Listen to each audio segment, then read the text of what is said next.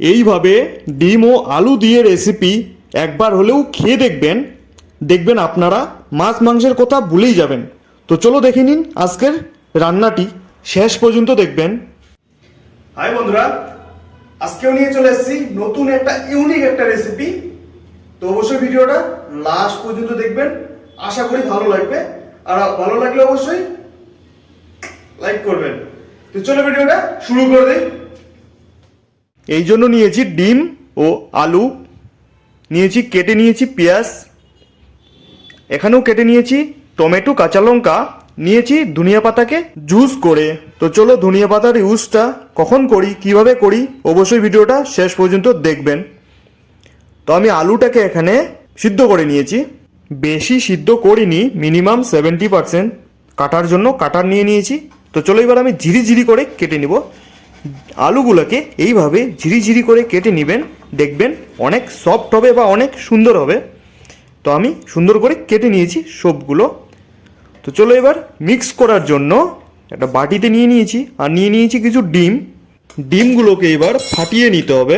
আমি এখানে 4টে ডিম নিয়ে নিয়েছি।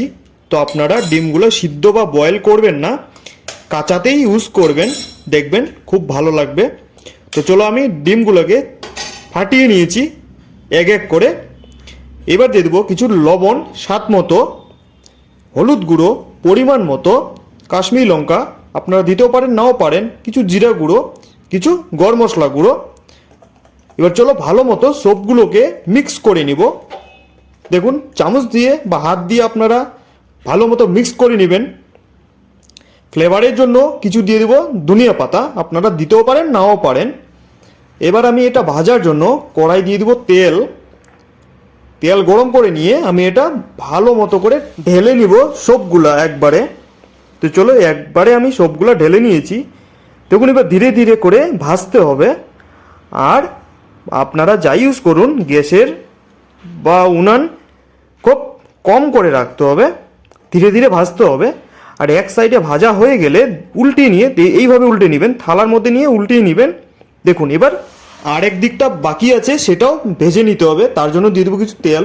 আপনারা তেল দিয়ে ভালো মতো করে এই দিকটাও ভালো মতো ভেজে নিতে হবে, নাড়িয়ে চাড়িয়ে একটু করে। তো চলো ভেজে নেওয়া হয়ে গেছে, এবার আমি উঠিয়ে নিব এইভাবে করেই। দেখুন থালায় এইভাবে করে উঠিয়ে নিতে হবে, যাতে ভেঙে না যায়। আপনাদের সাবধান করে রাখতে হবে এটাই, যাতে ভেঙে না যায়। তো আমি এখানে সাইজ মতো করে কেটে নিয়েছি, দেখো কত নরম স্মুথ। তা আপনারা অবশ্যই এইভাবে একবার হলেও ট্রাই করবেন। দেখুন কত সুন্দর লাগছে, পড়লেও ভাঙবে না বা অনেক স্মুথ, খেতেও খুব সুন্দর লাগবে মনে হচ্ছে। আপনাদের খেয়ে অবশ্যই জানাবো। তো চলো এবার আমি আপনাদের খেয়ে জানাচ্ছি কীরকম লাগছে, আর আমিও জানবো কীরকম টেস্ট বা কীরকম লাগছে। আমারও ফার্স্ট টাইম, আপনারা অবশ্যই ট্রাই করে দেখবেন। তো খেতে অবশ্যই অনেক ভালো লাগছে, অনেক স্মুথ একটা রেসিপি, অনেক টেস্টি। তো অবশ্যই আপনারা একবার হলেও ট্রাই করবেন। এমনিতেই খেতে অনেক ভালো লাগছে, আপনারা অবশ্যই এইভাবে একবার হলেও ট্রাই করবেন, দেখবেন অনেক টেস্টি একটা রেসিপি, অনেক ইউনিক একটা রেসিপি। তো চলো শুরু করে দিই আজকের রেসিপি। এইবার ওই রেসিপিটা বানার জন্য কড়াই দিয়ে দেবো গোটা জিরে, কিছু গোটা গরম মশলা, দিয়ে দেবো কেটে রাখা পেঁয়াজগুলোকে, দিয়ে ভালো মতো করে লাল করে ভেজে নিব। লাল করে ভেজে নেওয়ার পর দিয়ে দেবো আদা রসুনের পেস্ট, সেটাকেও লাল করে ভেজে নিব যাতে গন্ধটা চলে যায়। তারপর দিয়ে দেবো কাটা টমেটো, কাটা লঙ্কা, এগুলোকে দিয়ে ভালো মতো করে লাল করে ভেজে নেওয়ার জন্য দিয়ে দেবো কিছু লবণ। লবণ দিয়ে ভালো মতো করে মিক্স করে নিতে হবে। তারপর দিয়ে দেবো আমি এখানে কাশ্মীরি লঙ্কার গুঁড়ো পরিমাণ মতো, কিছু দিয়ে দেবো গরম মশলার গুঁড়ো, দিয়ে দেবো কিছু জিরা গুঁড়ো, 2 চামচ দিয়েছি জিরা গুঁড়ো। এবার দিয়ে দেবো কিছু হলুদ। হলুদ দেওয়ার পর ভালো মতো করে মশলাটাকে ভালো মতো বানিয়ে নিতে হবে। তার জন্য কিছু দিয়ে দেবো জল। জল দিয়ে মশলাটাকে সিদ্ধ করে নিতে হবে আর কষিয়ে নিতে হবে ভালো মতো করে। এখনই সবার আগে বানিয়ে নিতে হবে মশলাটাকে। আবার জল দিয়ে দিয়েছি, ভালো মতো করে সিদ্ধ করে নিব আর কষিয়ে নিব মশলাটাকে সবার আগে। দেখুন মশলার উপর দিয়ে তেল বেরিয়ে গেছে। এবার পরিমাণ মতো আমি জল এখনই দিয়ে দিব ঝোলের জন্য। জলটা ভালো মতো ফুটে গেলে আমি দিয়ে দেবো কিছু পরিমাণ চিনি, আপনারা দিতেও পারেন নাও দিতে পারেন।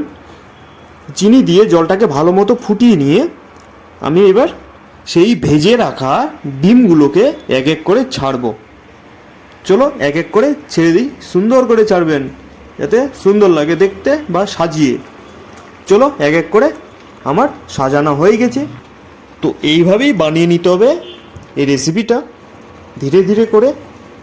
তো চলো এবার আমি দিয়ে দিব এর মধ্যে সেই মিক্স করে রাখা ধনিয়ার জুসটাকে। তো চলো ধনিয়ার জুসটাকে দিয়ে ভালো মতো করে মিক্স করে নিতে হবে। মিক্স করে নিলেই রেডি হয়ে যাবে আজকের রেসিপি। তো ধনিয়ার জুসটা দেওয়ার ফলে টেস্টটা অনেকটা বেড়ে যাবে, বা আপনাদের ভালো না লাগলে আপনারা ইউজ করবেন না। তো চলো আজকের রেসিপি এই পর্যন্তই। তো দেখুন কত সুন্দর লাগছে দেখতে, আর খেতেও তেমনই সুন্দর এই রেসিপি। আর অবশ্যই একবার হলেও এই রেসিপি ট্রাই করে দেখবেন। আর যারা ট্রাই করেছেন অলরেডি অবশ্যই কমেন্ট করে জানাবেন আপনারা। তো পরিবেশন করে নেবেন, করে নিয়ে শুরু করে দিবেন আপনাদের কাজ। তো অবশ্যই চলো আজকের রেসিপি এই পর্যন্তই, দেখা হবে নেক্সট কোনো ভিডিওতে। তো চলো এবার খেয়ে আপনাদের জানাচ্ছি। অবশ্যই একবার হলেও ট্রাই করবেন এইভাবে, খুব সুন্দর।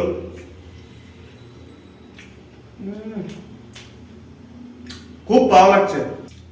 যাদের ডিম আর আলু খেয়ে খেয়ে আর খেতে ইচ্ছা করে না, তো এইভাবে হলেও একবার হলেও ট্রাই করবেন, অবশ্যই ভালো লাগবে। সুন্দর একটা রেসিপি, ইউনিক একটা রেসিপি। তো চলো আজকের ভিডিও এই পর্যন্তই, দেখা হবে নেক্সট কোনো ভিডিওতে। ভিডিওটা ভালো লাগলে অবশ্যই চ্যানেলটাকে সাবস্ক্রাইব করবেন, লাইক করবেন, শেয়ার করবেন, আর অবশ্যই কমেন্ট করে জানাবেন ভিডিওটা কেমন লাগলো। তো চলো ফুল ভিডিওটা দেখার জন্য আপনাদের অনেক অনেক ধন্যবাদ। আজকের মতো বাই বাই।